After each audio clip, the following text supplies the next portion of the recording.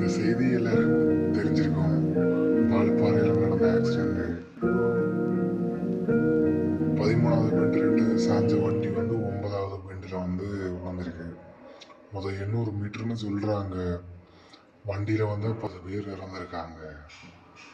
இப்போ நான் என்ன சொல்ல போறேன்னா, மேக்சிமம் நம்ம டிரைவர்ஸை நம்பி தான் எல்லாருமே வர்றாங்க. உள்ள இருக்க அத்தனை உயிருக்கும் ஒரே உயிர் தான் பொறுப்பு.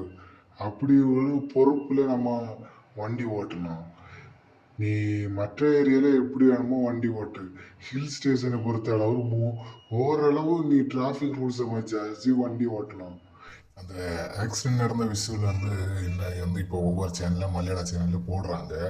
அது எப்படின்னா, லெஃப்ட் சைடு ரோட்டுக்கு எட்ஜில் வந்து ஸ்கிட் ஆகிருக்கு, வண்டி வந்து ஸ்க்ராட்ச் ஆகிருக்கு. அப்படின்னா சம்டைம்ஸ் இவர் ரொம்ப ஸ்பீடாக வந்திருப்பாரு. ஸ்பீடான சொல்ல வரும்பில்ல, ஒரு வேளை பிரேக்கே அழுத்திட்டு வந்திருக்கலாம். அந்த இடத்துல பிரேக் வந்து பிடிக்கும்போது ஜாம் ஆகி அப்படி நேரே கொண்டு போயிருக்கலாம். பிரேக் பிடிக்காம வேலை செய்யாமல் இருந்திருக்கலாம். அப்படி நிறைய சாய்ஸ் இருக்கு. அந்த அளவு ஒரு ஹேர்பின் பெண்ணில் லெஃப்ட் சைடு டயர் கீழே இறங்கிய அளவுக்கு வண்டி ஓட்டியிருக்குங்க.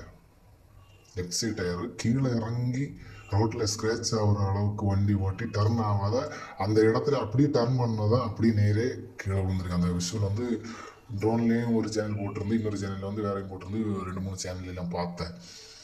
அப்படி சரி ஏதோ நடக்கூடாது நடந்துருச்சு. சரி, அந்த ஆக்சிடெண்ட்டை பற்றி காரியம் விடுவோம். ஓட்டுநர் உங்ககிட்ட நான் கேட்குறது ஒன்றே ஒன்று தான். முடிஞ்ச அளவு ஹில் ஸ்டேஷன்லையாச்சும் கொஞ்சம் மெதுவாக போயிட்டு வர்றத பாருங்கள். கொஞ்சமாச்சும் ரூல்ஸை ஃபாலோ பண்ணி ஒருத்தர் ஹார்ன் அடிச்சா அவன் எதுக்கு ஹார்ன் அடிக்கிறான், ரோடு வண்டி வருதா என்ன வண்டி வருதுன்னு பார்த்து போகிறது. இந்த இப்போ ஃபோட்டோவில் தெரியுது தெரியுமா காடு, இது வந்து கடப்பா காடு. கடப்பா ஹில்ஸ்னு சொல்லுவோம். நான் ஒரு 2-3 வாட்டி போயிருக்கேன்.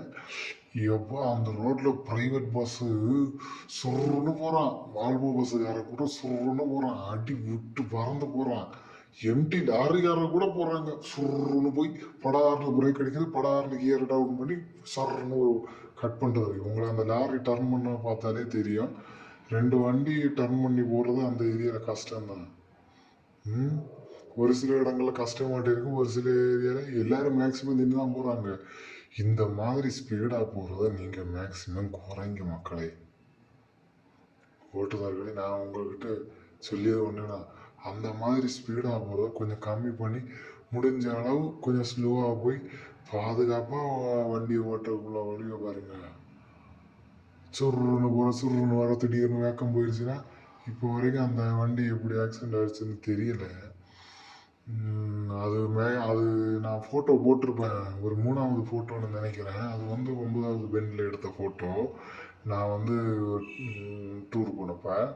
இன்னொன்று வந்து ஃப்ரெண்ட் ஒன்று அனுப்பி தந்தான், அந்த ஒரு ஃபோட்டோ போட்டிருப்பேன். அது வந்து 9வது பெண்டு. எவ்வளோ கஷ்டமான பெண்டுன்னு பாருங்கள் அந்த ஃபோட்டோலேயே. அந்த மாதிரி இருக்கும்போது நீங்கள் நம்ம கொஞ்சம் ஸ்பீடாக வந்தாலுமே முடிஞ்சு வாகனங்கிறது ஒரு செகண்டில் நம்ம விதியை மாற்றுறது, கண்ணு மூடி திறக்கிறதுக்குள்ள நம்ம விதியை மாற்றி விட்டுறோம். அதனால முடிஞ்ச அளவு இந்த மலைப்பகுதிகளில் வாகனம் ஓட்டுறது பாதுகாப்பாக ஓட்டுங்க, மெதுவாக ஓட்டுங்க, கொஞ்சம் டைம் எடுக்கட்டும். எனக்கு வந்து காடு ஏறியாங்க 25 மினிட் ஆகுது அந்த படத்தில் வர்றது. அதே ஒரு சில டிரைவர் என் கூடயே வருவான், என் முன்னாடி என் கண் பார்வைக்கு போயிட்டு இருப்பான். காடு ஏறுற இடத்துலேருந்து ஆளை காணாது. அதுக்கடுத்து அவன் பிடிக்கணும்னா நான் அரை மணி நேரத்துக்கு மேலே அவன் பின்னாடி போகணும்.